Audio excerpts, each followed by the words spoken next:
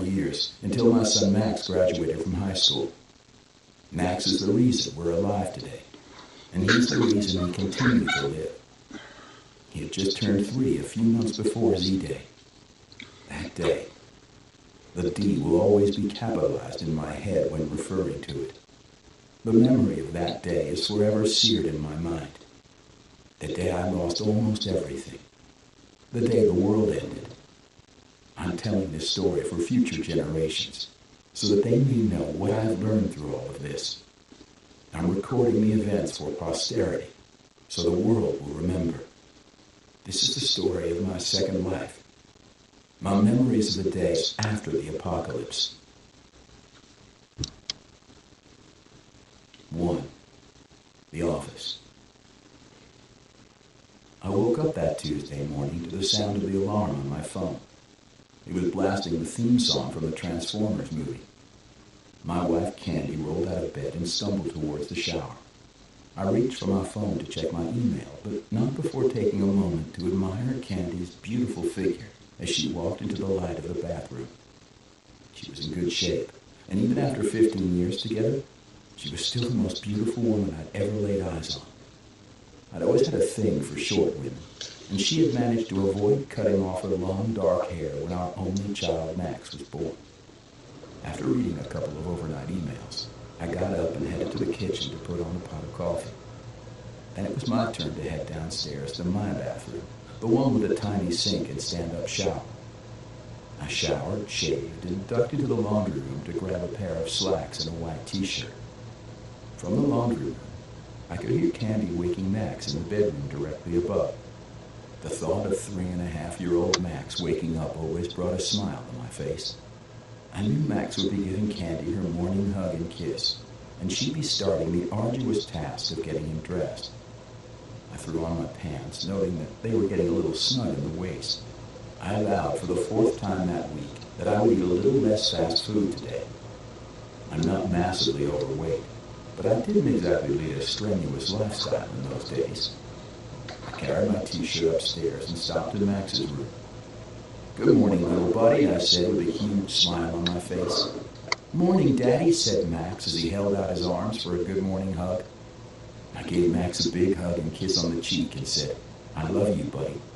"I love you too, Daddy," Max said in that perfect 3-year-old way. I stepped into my bedroom to put on my t-shirt.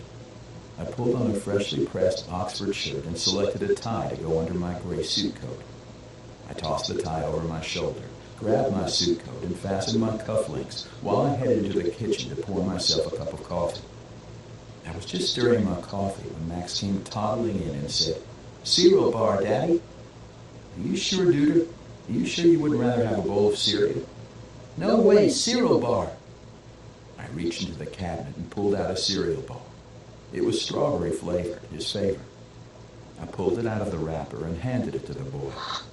Max walked over to his chair at the kitchen table, and I turned on the TV. At 6:30 in the morning, Ni Hao Keilan was coming on, Max's current favorite show. I looked him over, as a parent often does to their child. He was tall for his age and currently a little pudgy. Like his old man, I thought. Max still had baby blonde hair, although it was just starting to darken a bit. It was kept in a short buzz cut. He had my blue eyes, but the shape was the almost almond shape of his mother's. Candy stepped out of the bathroom, looking amazing in a black skirt that fell just above her knees and a form-fitting charcoal top. She never left the house without some sort of heels on. Today there were 3-inch black heels with a small platform. They were not a stripper platform, but just close enough to invoke sexiness while still staying on the line of appropriate business attire. Candy had a way of pushing just to the edge of sexy without being too overt for work. "Okay, boys, give me my kisses," she said. It was part of the morning routine before she left for work. She knelt down as Max ran over, gave her a big hug and kisses, and said, "Love you, Mommy." My turn was next. I gave her the longest kiss I could in front of Max, which was to say it was pretty chaste. I turned us both around so I could give her butt a little squeeze while I hugged her without Max seeing and said, "Love you, see you later." Candy left, and Max and I started putting on his socks and shoes. "Max, are you going to play with dinosaurs at school today?" I asked. This was a habit I started shortly after enrolling him in his daycare, when he was new and didn't want to go. We called his daycare school. Asking these questions gave him something fun to look forward to at school and made him want to go. "No, Daddy." "Are you going to play with race cars?" "No, Daddy." "Are you going to play with action figures?" "Yes." "Well, let's go then, Max. There are some action figures waiting for you." The conversation was the same every morning, although the toy that got the yes was different almost every day.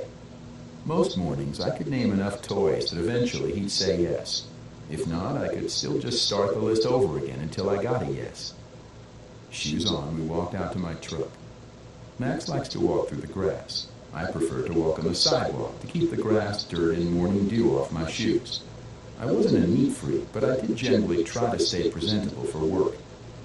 As we were walking out to the truck, I heard 3 gunshots in quick succession. We weren't very far from the farmland on the outskirts of our small town, so it wasn't completely unheard of to hear shots. At the time, I didn't give it much thought. Max's school was about 5 minutes up the road. We talked about the same things we talked about every other morning. Max liked to point out specific landmarks and, of course, any large vehicles we passed.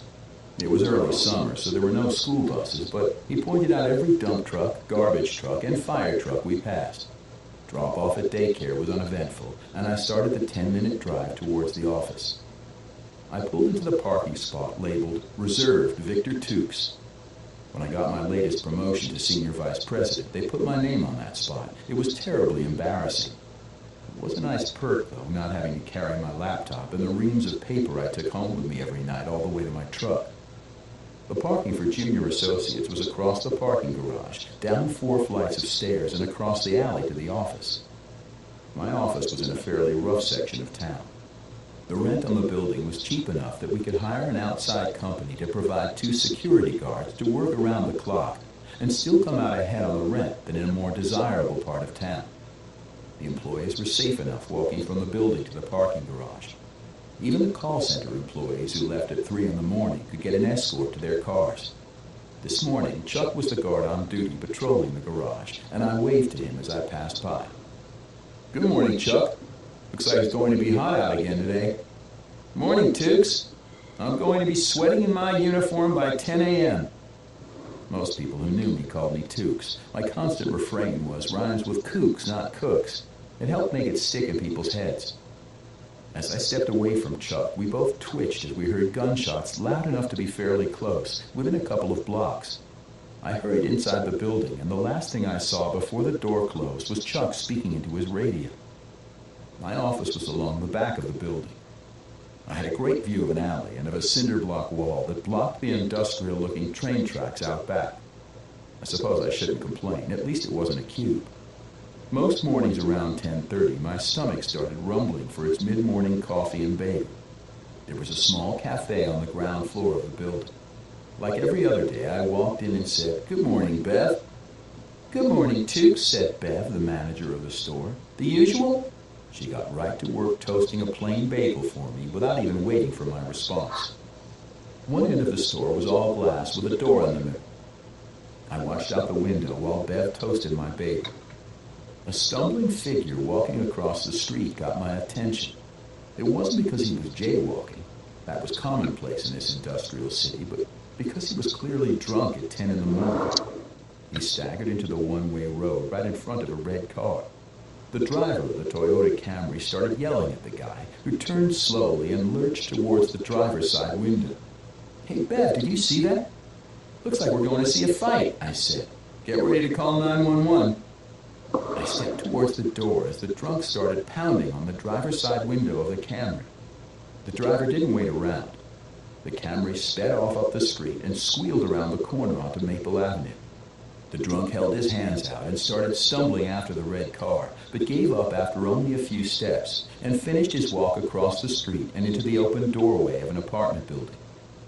Down the street, I noticed another drunk and thought, this is getting ridiculous, even for York.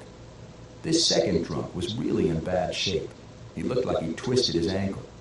One leg of his pants was torn almost completely off, and his t-shirt was in shreds.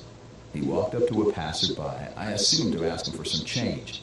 The pedestrian shoved him and the drunk bit him. "Holy shit, Bev, that drunk just bit some guy. Call 911. I ran over towards the combatants, and by now the drunk had the guy down on the ground. As I was running up, the drunk bit the pedestrian in the throat and ripped a substantial chunk out. That stopped me dead in my tracks. The guy bit again, pulling strings of flesh between his teeth.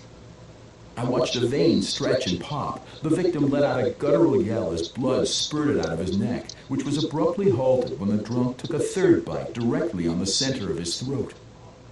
I was close enough now to see that clearly the drunk wasn't just drunk, he was really sick. I was close enough to see him swallow the bits he'd ripped out of the man's throat. I realized this wasn't an attack, it was a feeding. Immediately, zombie came to mind. Not just because I'd seen every Romero movie, but also because Candy and I had been joking about zombies the past weekend.